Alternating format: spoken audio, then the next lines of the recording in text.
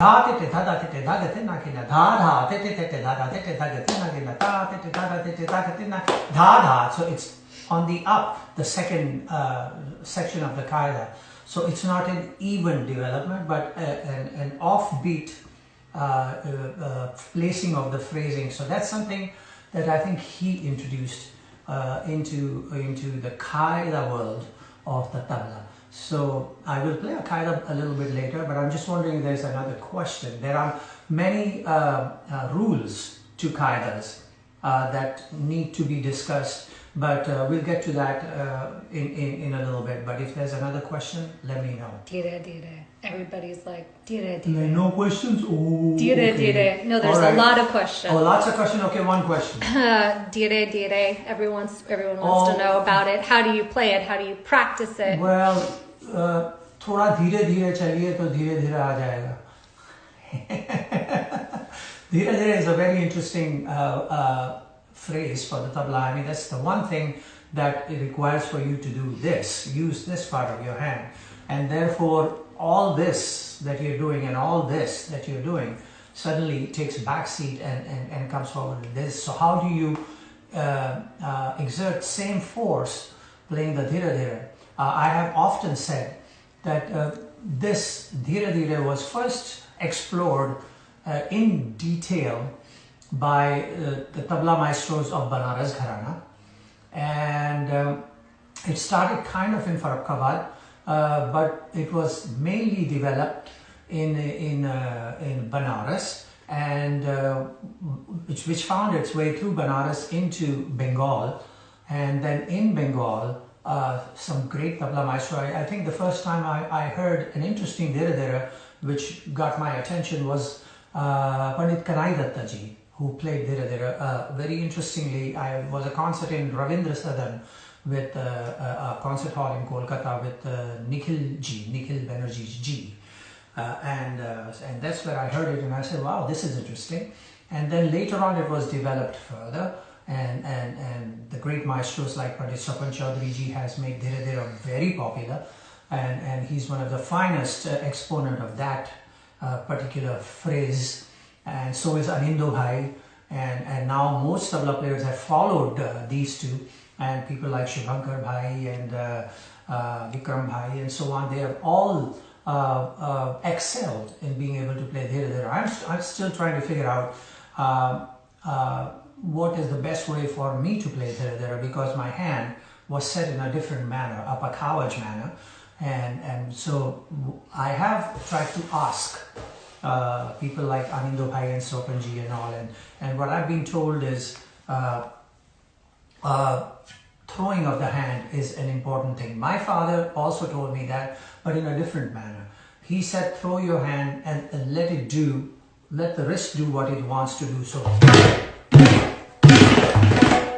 something like what Ustad Amir Hussain Khan Sahab used to do.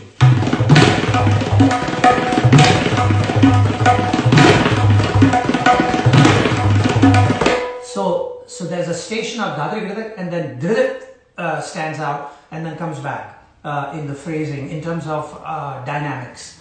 So that is there in Bengal now, or also in Banaras where Pandit Anokhelal ji and all used to play. It was more even and smooth. So they used to throw their hands that way, out. So it was more like playing reverse titter. And emphasis was on that as opposed to this, which is what I learned. So playing with emphasis here is harder, but playing out it is much easier. So a lot of the relas did not just go dhate rikite tak, dhere dhere rikite tak. It went dhate rikite gere, dhere dhere rikite tak. So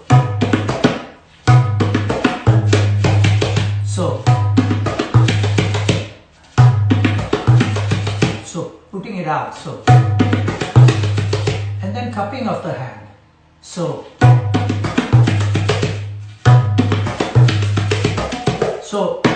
this doesn't become more prominent, but that becomes prominent. So these are elements of the dhira dhira which were very beautifully combined together in Banaras, and then later on by famous tabla players of Bengal. And so if you can try and find a way to be able to put all that together, then it is possible to dheere dheere get your dheere dheere together. That's like 100 questions. Okay, one more question and then we'll go into kaidas, back to kaidas.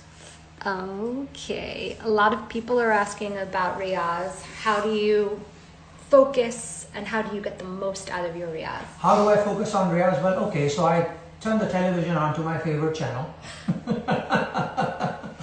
watch some nice Western movie. My father used to love Westerns, and play. No, that's not true. So, what is the main goal of being able to practice? The goal is not to be able to play like your guru or like your favorite tabla players or etc. etc. But to be able to take all that information and be able to try to transpose it into your hands. Now, having said that, it is going to be natural that you're going to be impressed or inspired by tabla players who don't necessarily all belong to one gharana. They belong to different gharanas. So, your playing then will have to be in such a way developed so that you are able to take elements of all these different gharanas and put it together. That means somehow combining different techniques into one way of playing. And so that's a tough ask. So my idea was to try to do that. And so I found that just playing exactly the way my father taught me to do, which is how I started off, I needed to develop my hands and my fingers and the way they talk to each other in a more detailed manner so that it includes all types of combinations and permutations that are thrown out by visiting different gharana styles. And so that means developing both hands to be equally talkative with each other. Equally talkative. So that's what I try to do. So sometimes I start with like just a takeout and try to develop both hands individually and then combining together. Having said that, the qaida is one element that makes that possible, to combine these two hands and make them work at a very equal pace and equal level and contributing equally. So that's something that we'll get to. But like for instance, watch out. Sorry.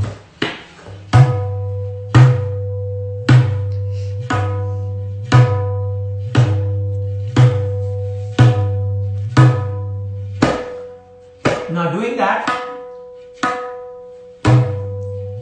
doubling the maya.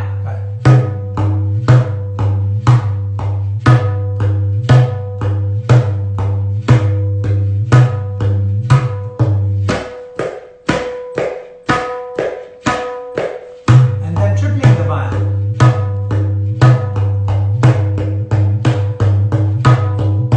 Always alternating.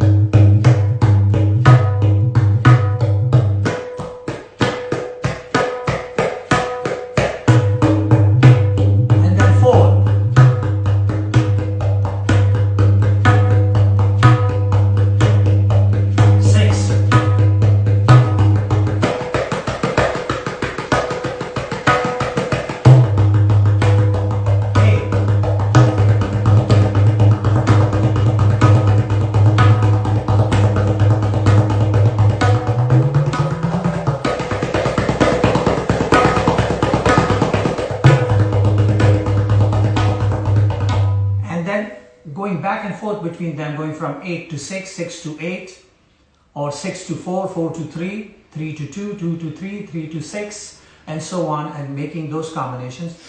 Again, same with the tabla. So, first straight, then, and then,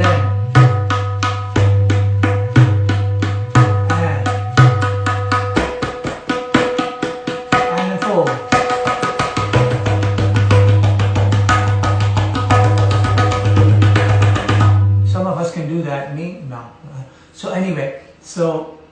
these are starting things.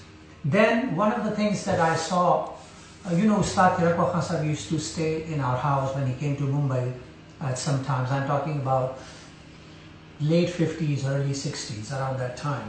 Because we were living in a place called Mahim, which was then the last boundary of Mumbai, and then there was a police checkpoint, and then the suburbs. So he would stay, and then I saw him that he would practice every day. This was an amazing thing to watch. A great maestro like him still practiced, did not just rely on the idea of, oh, my hands are ready now. So he would do more like a Shiahi come Chati practice. So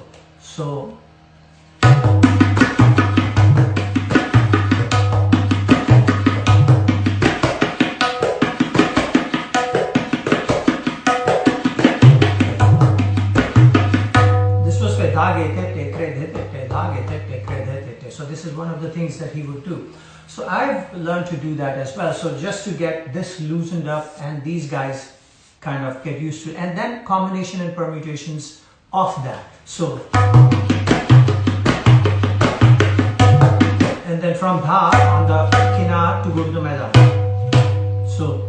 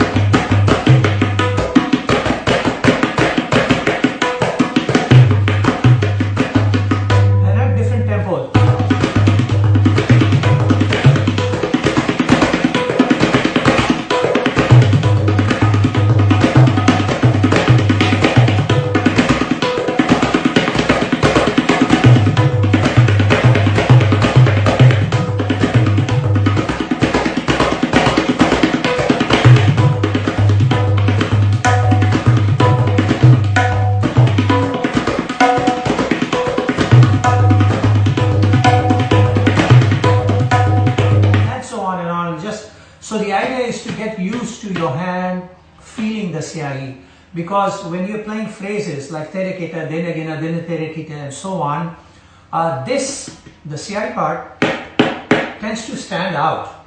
And so when you learn to do this, you learn to figure out how to be able to dynamically control that. So, you can, that's why you hear like, not, so you learn to control all that stuff. So that was another kind of practice. When I sat with my father though, at home, it was never like, okay, let's just practice or so on. He always had me playing like as if I'm playing in a concert. So it was more like I had to play with him. So Lera, and then he would start some kind of a qaida or something, and then he would throw a variation out, and I would have to respond to it or play it back, and so on. It was more like that.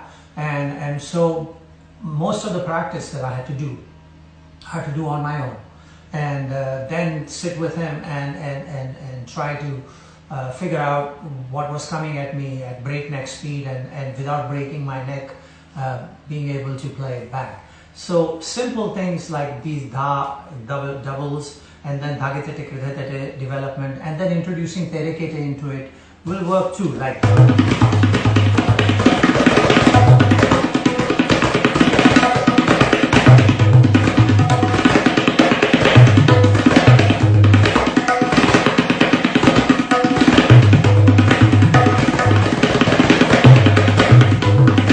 and so on and on. So you work all these out, and it does this, it loosens up this area, and then it doesn't necessarily help you with the baya as much, but what it does is it does allow you to understand this and the relationship between closed and open baya, because there is kray that you're playing, and how you place the kray allows you to be able to back and forth quickly.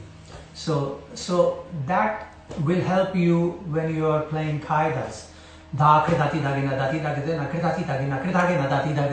Phrases like those, it'll help you with those. So that is basically what I do with riyaz.